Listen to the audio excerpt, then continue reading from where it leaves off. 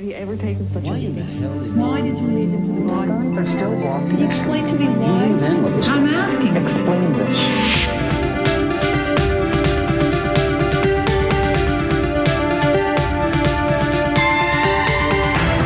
The Fifth Estate. Tonight, it was the most shocking atrocity story about Iraq's invasion of Kuwait. They took the babies out of the incubators. Took the incubators and left the children to die on the cold floor. But was it true? 2 weeks after the liberation, it became apparent that the story was a complete hoax. Lyndon McIntyre exposes the big lie of the Gulf crisis and the massive public relations campaign that whipped up war fever in the United States. Good evening, I'm Lyndon McIntyre. A year ago tonight, the United States was just a week away from launching a massive military assault on Iraq. It was to be the culmination of a 5-month-long political effort to liberate Kuwait from the iron grip of Saddam Hussein's invasion and occupation. Americans supported the move to war, outraged in no small part by reports of atrocities by Iraqi troops in Kuwait. The Fifth Estate has investigated the most notorious atrocity story, that Saddam's soldiers ripped babies from incubators and left them to die. The identity of a key witness to that story provides a disturbing insight into a multi-million-dollar propaganda campaign to sell a war. The morning of January 17th came early to Baghdad. The liberation of Kuwait has begun. Getting ready to go wherever they tell us to go. There were troops and hardware from 32 countries, but Americans led the way, finally ending a debate about whether or not economic sanctions would be enough to drive Saddam back to Iraq. Everybody supports the armed forces there, and 80-90% probably support what President Bush has done. The previous August, Saddam's army virtually destroyed the economy of his rich but tiny neighbor. His soldiers looted and burned as they rolled through Kuwait almost unopposed. But Americans were unmoved and unwilling to take on another faraway war against battle-hardened fanatics. Very few Americans knew what Kuwait was when the invasion took place, and the odds are they didn't care much that Iraq had invaded Kuwait. They probably couldn't even find it on a map. For the most part, Americans are famously ignorant of geography. So this war very much had to be sold to the American people in order to convince them to intervene militarily. The selling job started early enough and honestly, as terrified Kuwaitis fled into neighboring Saudi Arabia. There were scores of personal accounts of suffering, but one story in particular confirmed the callous brutality of the invaders. They stole the incubators and threw the babies out of the incubators. 22 newborn babies were in incubators at Adan Hospital, and the troops, the Iraqi troops, turned off the oxygen of those incubators. The story was reported and repeated, and even without confirming evidence, became part of the case for a war in response to Saddam's aggression. Then in Washington, before the Congressional Human Rights Caucus, co-chairman John Porter of Illinois and Thomas Lantis of California presented the first eyewitness to the incubator report. She was a 15-year-old schoolgirl, and her story shocked an audience that extended far beyond the hearing room. While I was there, I saw the Iraqi soldiers come into the hospital with guns. They took the babies out of the incubators. Took the incubators and left the children to die on the cold floor. Her story put a pitiful human face on testimony from the Kuwaiti ambassador who spoke to the Human Rights Caucus earlier that day, Nasir al-Sabah. The Human Rights Caucus, led by Congressman Lantis and Congressman Porter, were very instrumental on this. They were deeply touched by what they heard. They were deeply touched when everyone, I think, in the country was deeply touched to what they saw and heard from those hearings. U.S. Congress held a highly emotional hearing today on atrocities in Kuwait. Newscasts crackled with the story. Infants taken from their mothers, and a 15-year-old girl afraid to use her real name in case of reprisals against her family in Kuwait. While I was there, I saw the Iraqi soldiers. The first time, I think, when the American people were focused on what was happening to the Kuwaiti citizens at the hands of the Iraqi soldiers. Human Rights Caucus co-chairman John Porter, who is a Republican, had some quick feedback from one important member of the audience. I got feedback from the president. I happened to be over at the White House the afternoon, later in the evening, after the afternoon of the hearings, and the president said that he had seen it on CNN, and that he was shocked at some of the things that he had heard. They had people on the president repeated the incubator story 6 times in his verbal war against Saddam. And they had kids in incubators, and they were thrown out of the incubators so that Kuwait could be systematically dismantled.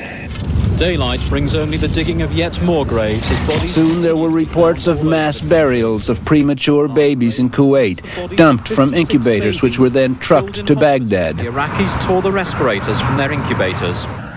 We had to bury many of people. And the story didn't just have an impact in the U.S. The United Nations convened a rare public forum. The hardest thing was burying the babies. I myself buried 14 newborn babies that had been taken from their incubators by the soldiers.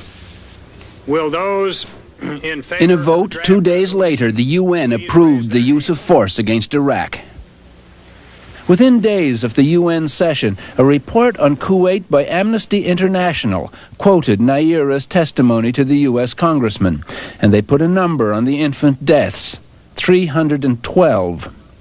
Meanwhile, the U.S. Congress was preparing to authorize military force. Teach us that now is the time to check the aggression of this ruthless dictator whose troops have bayoneted pregnant women and have ripped babies from their incubators in Kuwait.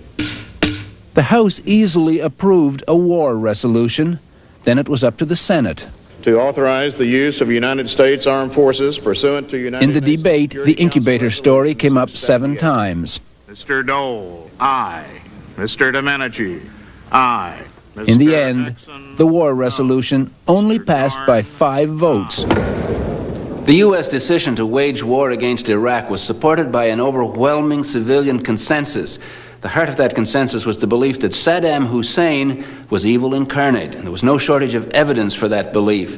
The savagery of his attack on Kuwait was consistent with his behavior at home. There should have been no need for invented atrocity stories, but as evidence from independent investigators now shows, that's exactly what the U.S. people and the whole world got. Dr. David Chu is a biomedical engineer at British Columbia Institute of Technology. He was assigned by the World Health Organization to go to Kuwait last May to assess the damage to medical equipment. He visited all facilities from operating rooms to maternity wards, expecting a lot more damage than he found. I felt I was lied to. I was quite surprised to see a large number of infant incubators there. So I asked the person who was guiding us what happened, whether the story we were told was true or not. He said the taking of incubators away had not occurred. Dr. Ian Pollock took pictures too, investigating the incubator story for London-based Physicians for Human Rights. The suggestion 312 babies died when incubators were stolen was wrong. I don't think there were anything like that number of babies who would have been in incubators and dependent on them. The number is far too great. In one situation, I found a paediatrician who was willing to tell me off the record that he knew of this story. He also felt it was not true, but also felt that it was being spread by some people for their own reasons as, if you like, misinformation. A lot of people have said that this was part of a disinformation program. Though Amnesty International first reported the 312 figure, they soon retreated from the early details and now deny the entire incubator story. Spokesman Sean Stiles in London. We spoke to well over a dozen doctors of different nationalities who had been in Kuwait at the time, and they couldn't stand the story up, and it became quite clear to us that credible medical opinion was that this didn't happen. Officials of Middle East Watch, which also monitors human rights, were suspicious from the start. Executive Director Andrew Whitley of New York was part of a two-man investigation in Kuwait, and he doesn't mince words describing the incubator story. Soon after we arrived in Kuwait, 2 weeks after the liberation, it became apparent that the story was a complete hoax. We were able to go around the hospitals to count the incubators and find that, possibly with one or two that had been misplaced, that none were missing. So none of the incubators were moved in the first place. Moreover, it seemed quite clear that there weren't any deaths which had been deliberately the cause of the Iraqis having gone in and stolen equipment. So how did a story that was essentially untrue become an element in a consensus that sent hundreds of thousands of American and Allied troops into a regional conflict that might have been settled by other means? Well, the answer to that question lies in a process that's as American as Pepsi Cola. It's about your scholarship, you heard? We were looking for a little better outside shooter. You're the Pepsi generation. But Hamilton. Anybody who thinks advertising is a hit-or-miss business has been asleep for 40 years. What you're looking at is a device for measuring the impact of an ad on a target audience. The monitor records the sensory impact of the images, and if it sells Pepsi, it'll also sell a president and his message. This morning I'm also grateful to have this. The company that monitored Pepsi ads also monitored the effectiveness of key players in the war of words that led up to the shooting war in the Gulf last year. What's happening is the Dee Alsop of the Worthland Group in Washington picks response groups to rate sales pitches. We give them each a little device. It's about the size of their hand in which they can say whether or not they're reacting favorably or unfavorably to what's being said. And across the screen is a line that goes up and down depending on whether Americans are agreeing with what the president's saying or disagreeing. And we use that to identify the messages that really resonate emotionally with the American people. In the fall of 1990, Alsop did polling as part of a massive public relations campaign paid for by Citizens for a Free Kuwait, a temporary coalition of Kuwaiti citizens and government officials. The entire effort, I think, came up to over $10 million, which is about what it is for a presidential campaign. Citizens for a Free Kuwait wanted to get public opinion behind a full-scale commitment to liberate their country. So they paid $10.7 million to America's biggest public relations company, Hill and Knowlton, Inc. For me, fill me with sadness. Hill and Knowlton refused to talk about the campaign, but they've provided a vivid visual record of it. Events and rallies they organized and recorded and distributed to the news media. But early on, their daily polling showed most ordinary Americans didn't care about Kuwait. And so the efforts were, what is it that we can do to emotionally motivate people to support actions through the UN or otherwise to drive them out? And the emotional things that would do that was the fact that Saddam Hussein was a madman who had committed atrocities even against his own people and had tremendous power to do further damage, and he needed to be stopped. And so the hearings on Capitol Hill on human rights violations and the hearings that were unprecedented in the United Nations along the same lines, where there were actual pictures and things of the atrocities that were and the destruction of their country. Those were big events. The video news release, the high-tech PR blurb, Hill and Knowlton generated an audio-video feast of images for the media. And one of the most compelling was Nayirah. I could not help but think of my nephew, who, if born premature, might have died that day as well. She seemed to be alone before the Congressional Human Rights Caucus identified only as a Kuwaiti escapee. But we've discovered she wasn't alone at all. And she wasn't just a simple Kuwaiti escapee. In fact, just a few seats away was her father, Kuwait's ambassador to the United States and Canada. Nayirah quickly slipped out of the caucus hearing, back into the protective folds of her family, the extended royal family of Kuwait, headed by the Emir Jabir al-Sabah. I have to ask why she was not identified as your daughter when she gave that testimony to the House Committee, or the House Caucus. Well, for security reasons, I didn't believe it was just for her safety. Did the Human Rights Caucus members and the chair people know who she was? Yes, of course they knew her identity. They knew her identity, and they knew exactly what the girl was telling them was the truth. How many people knew that she was the ambassador's daughter? I didn't. I don't know who knew. I did not know she was the ambassador's daughter. When did you find out she was the ambassador's daughter? This is the first allegation I've had that she was the ambassador's daughter. Does it affect her credibility in your mind?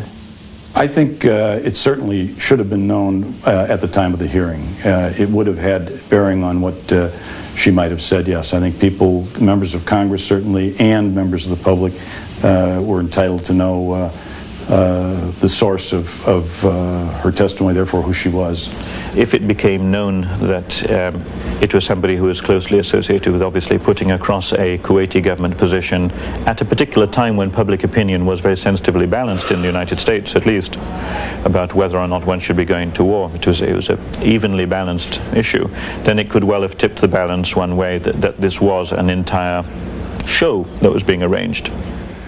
Whether she was my daughter, my friend, or she was somebody else, I could have much more easily, if I wanted to lie, or if we wanted to lie, or we wanted to exaggerate, I wouldn't use my daughter to do so.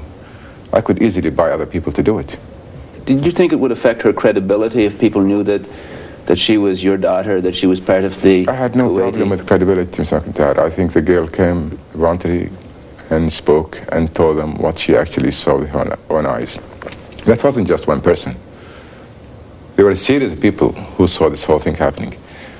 When we went back to Kuwait and we interviewed many of the people who were there, all the testimony corroborated each other. They're all saw the same thing. There weren't any incubators left behind in Kuwait anyway. We had to buy everything and ship it. Now, some of the human rights groups that raised this in the first place, notably Amnesty, Middle East Watch, say that they went back there, that when they investigated on the ground, first of all the incubators were accounted for, there was no incubators gone, and then secondly, the only person who could claim to be an eyewitness to the atrocity was your daughter. I'm sorry about their report, but what they saw is the new ones we bought, because we bought them, and we had them airlifted to Kuwait immediately after liberation. So it's a very interesting story. Pediatrician Ian Pollock. It's an absurdity that the amount of, as we left on the third week, they still weren't getting water and food in properly, let alone medical supply. It was the organisation was very, very poor. Dr. David Chu found there was equipment missing from Kuwait hospitals, things like dentists' chairs, and very little had been replaced, especially not incubators, because they were never taken in the first place. When I asked the engineer, one of the engineers, about the story, and he told me that they should not have had such a story, because if the world had known about it later on, it would have come back to haunt them. These are some of the controversial incubators.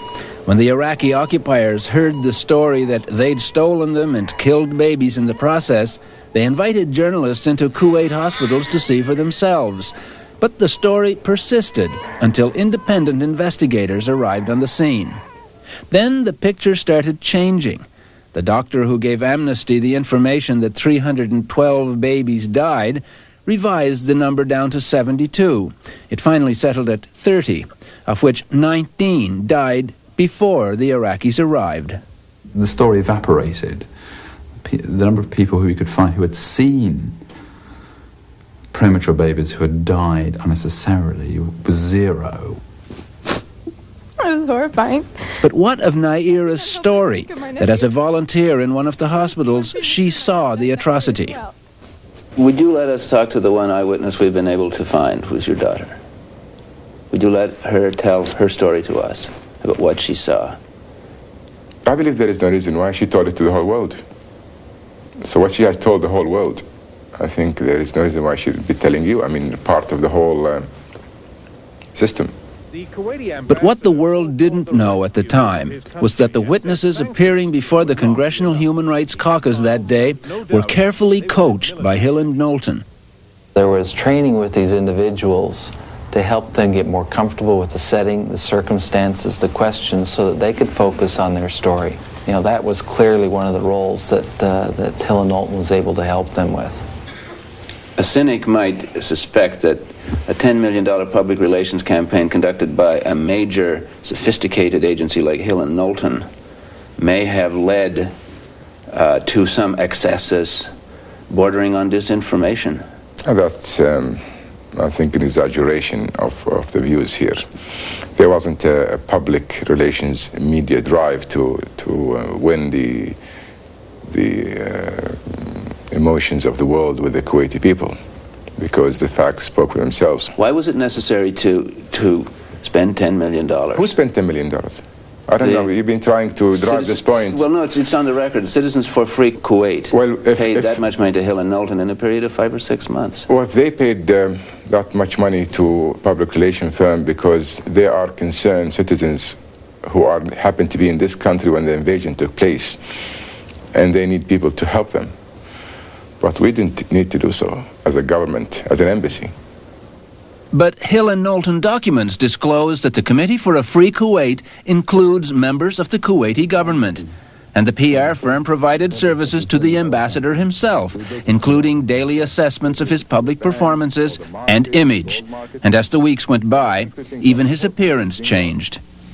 Now, this is the situation we're facing, is how are we going to put an end to this? So we would get like the Kuwaiti ambassador and things that he would say, and we would be able to go back to him the next day and say, out of your 30 things that you said in a half-hour speech, here are the 3 things that work really well, that really hit a responsive chord in the American public. It's terrifyingly effective public relations and a fantastic, incredible subversion of democracy.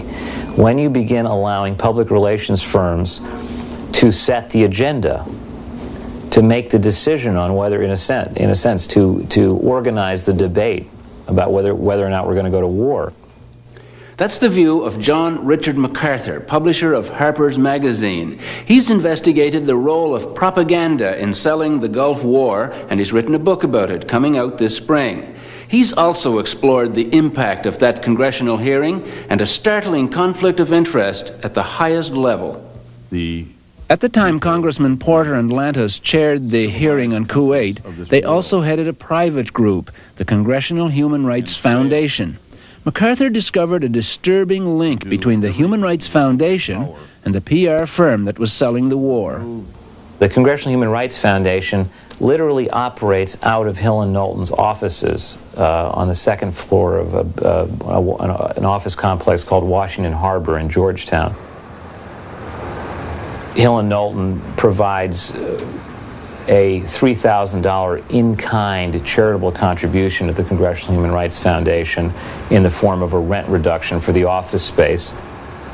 The link between Hill and Knowlton and the Human Rights Foundation doesn't end there. Frank Mankiewicz, vice chairman of Hill and Knowlton, became a director of the Human Rights Foundation. And there are other interconnections. Citizens for a Free Kuwait donated $50,000 to the Congressional Human Rights Foundation after Iraq invaded Kuwait. Congressman John Porter, co-chair of the Human Rights Caucus and now honorary co-chair of the Human Rights Foundation. The contributions that came later from Citizens for a Free Kuwait, I think, were given because they felt we had, by holding the hearing and allowing the American people to hear some of the atrocities going on in Kuwait, were helpful toward their goal of ultimately freeing their country from the Iraqi invaders. And Hill and Knowlton's connections don't just lead to the Human Rights Foundation, but straight into the White House. Handling the Kuwaiti account for Hill and Knowlton was Craig Fuller, chief of staff for George Bush when he was the vice president. Fuller attends domestic meetings, lunch meetings at the White House in the fall, at least one meeting, where policy in the Gulf is discussed. In fact, public relations policy, because the meeting that Fuller goes to is all about how Bush can sell the war more effectively. Hill and Knowlton Washington has circulated this material as the International Communications Council for Citizens for a Free Kuwait. To help sell the war, America's largest PR company entered the news business. Serve in Congress and the... There were daily newscasts and tempting sound bites. Saddam Hussein is better be worried that if he starts something, we're going to finish it. Diplomacy alone rings hollow. Prayers. That we pray for the peoples of Kuwait who are suffering very bitterly. Reports from the front. This is Amal Hamouda reporting from Saudi Arabia. Brought to the heartland by Hill and Knowlton. Saddam Hussein was probably defeated in Kuwait before the American troops got there by the public relations campaign that persuaded the American people to send them. Now I do hope that through you and through our friends in the United States, we can all find somehow any measures for rescuing my people. Took the incubators and left the children to die on the cold floor. When you look back in retrospect, the things that stand out in your mind are some of those pictures, some of those images, some of those stories. And you think that, in fact, there was the kind of outcome we wanted to happen happened.